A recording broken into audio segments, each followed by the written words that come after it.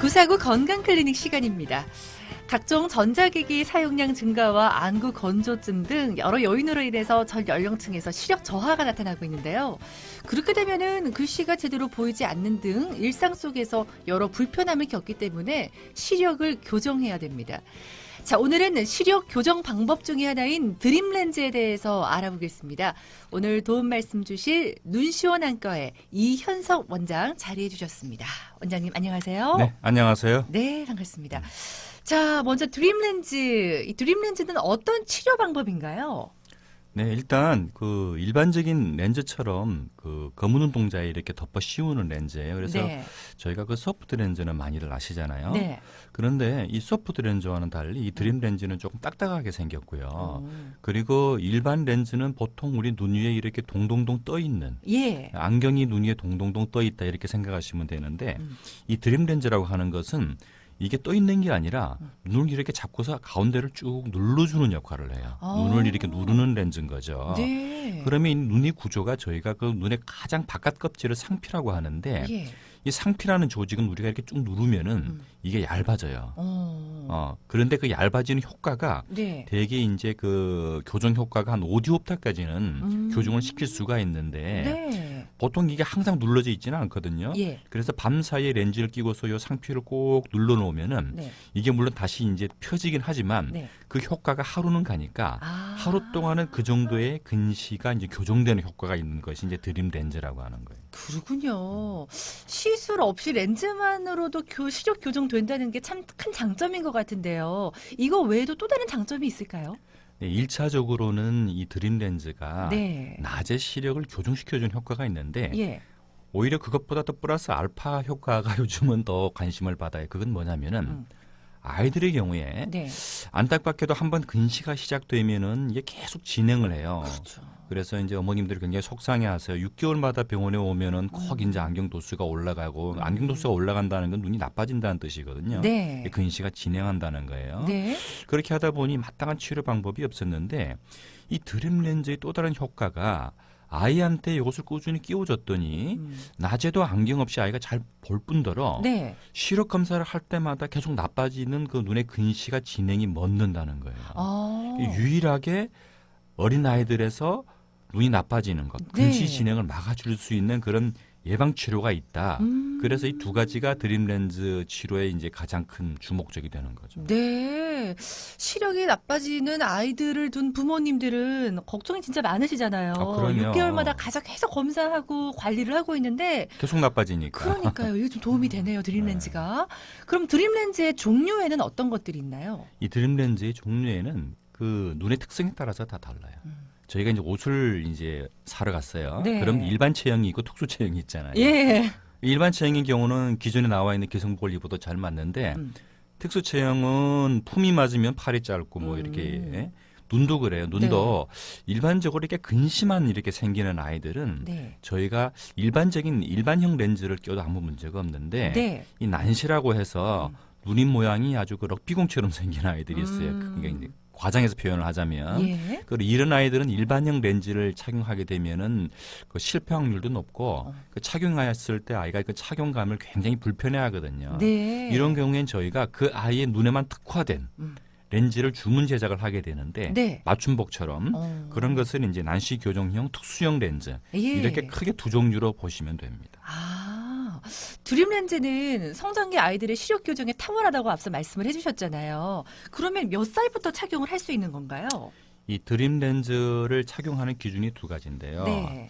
아까 제가 잠깐 말씀드렸듯이 드림 렌즈가 처음에 꼈을 때는 조금 불편해요. 네. 아시겠지만 가운데 눈을 이렇게 눌러야 된다고 하니까 네. 저희가 운동화를 좀 빡빡한 걸 신는다고 생각을 해봐요. 처음에 신을 때 발이 불편하잖아요. 그렇죠. 그런 것처럼 이 드림 렌즈도 처음에 끼게 되면은 좀 압박감이 심해서 그 아이들이 협조가 참 잘 안 되고 네. 아이가 뭐 아파서 밤에 이제 깨서 이제 렌즈를 빼달라고 얘기하는 네. 이런 경우도 있는데 그래서 처음에 적응 기간이 필요한데 너무 어린 아이들은 아무래도 좀 실패하는 확률은 높겠죠. 약간 참을성도 떨어지고 좀 네. 인내심도 떨어지고 하니까 네. 그래서 조금 아이가 어느 정도를 이겨낼 수 있는 그런 정도 연령이 돼야 되는데 네. 그게 뭐 저희가 평균적으로 보면은 한 만 8세에서 9세, 아. 초등학교 한 2, 3학년 정도가 예. 대개는 이제 잘 적응을 하게 되고요. 네네. 그리고 또 한 가지 이 드림 렌즈를 제가 시작을 하는 그 타이밍이 있어요. 네. 그게 무슨 얘기냐면 근시가 이제 시작되면 그게 0부터 수치가 올라가요. 네. 0, 1, 2, 3, 4, 5, 6, 7.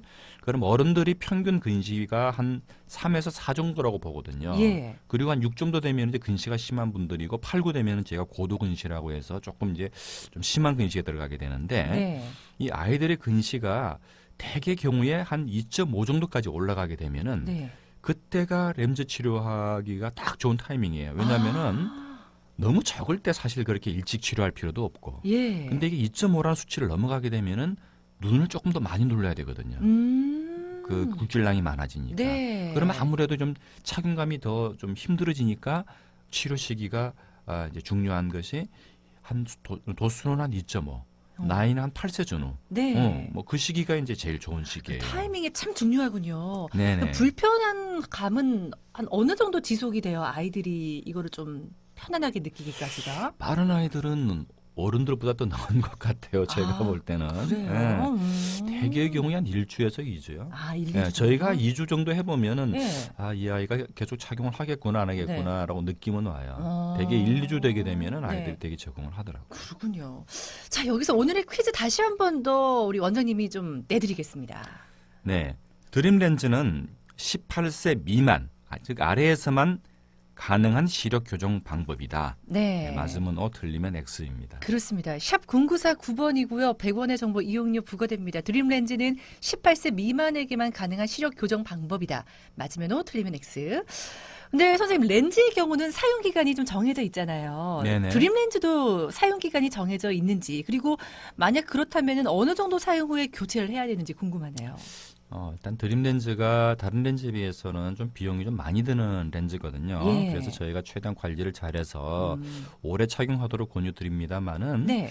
일반적으로는 한 2년에서 한 3년 사이에 아. 렌즈 수명만 놓고 보면은 예. 그렇게 보시면 되는데 음. 그것도 중간에 변수가 있어요. 네. 뭐 어떤 아이들은 관리 잘하는 아이들은 뭐 한 4, 5년까지도 뭐 착용하는 경우도 있긴 있었는데 네.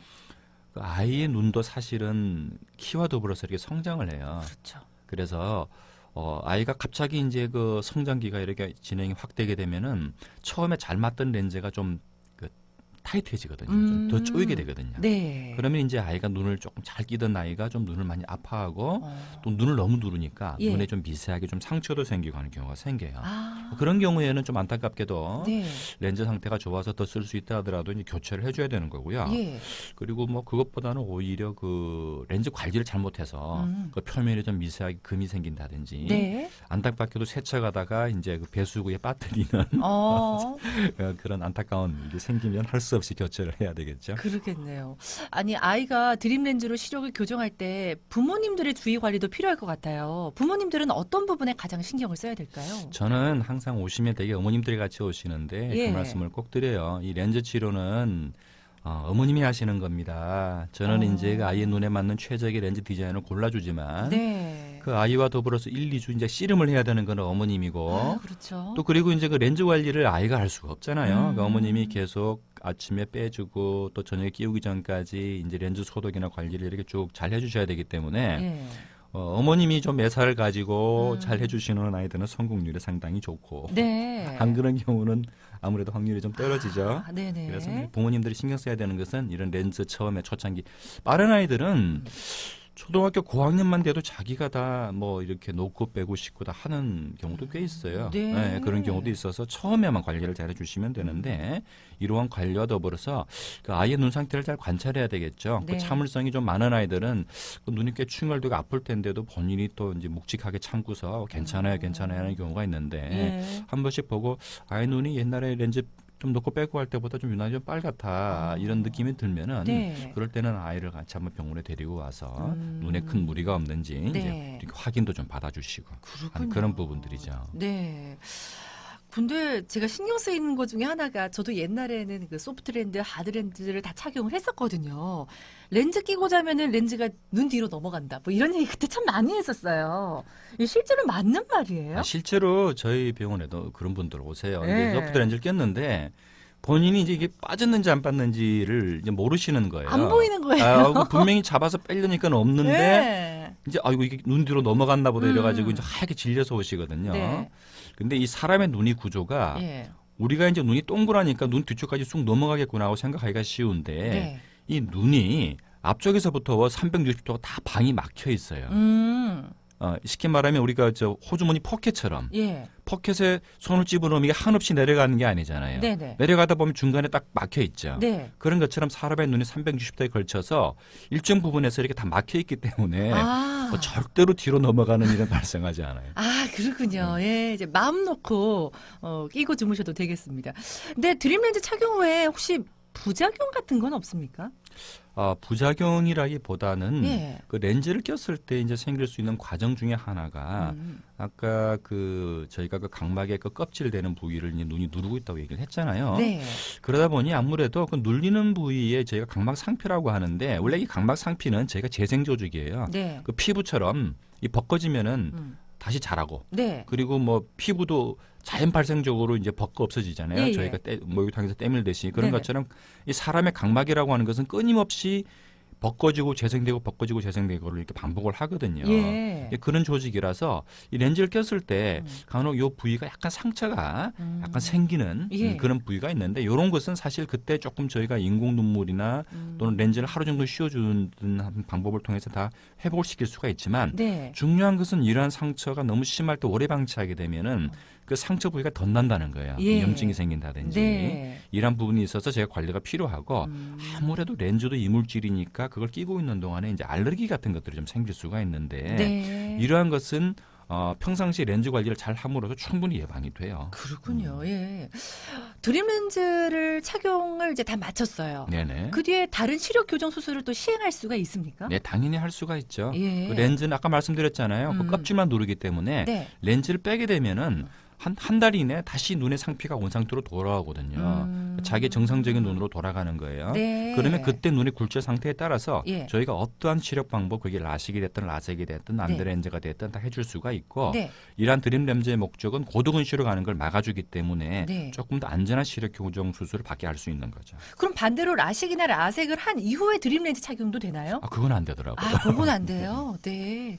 자, 그럼 퀴즈 정답을 좀 확인해 보겠습니다. 오늘 퀴즈 한 번 더 내주시죠. 네, 드림 렌즈는 만 18세 미만에게만 가능한 시력 교정 방법이다. 네. 아닙니다. 어른들도 시력 교정 방법으로 할 수가 있기 때문에 답은 X입니다. 그렇습니다. X였어요. 오늘은 눈시원한과 이현석 원장 모시고요. 드림렌즈에 대해서 얘기 나눠봤습니다. 내일은 방광염과 과민성 방광에 대해서 알아보겠습니다.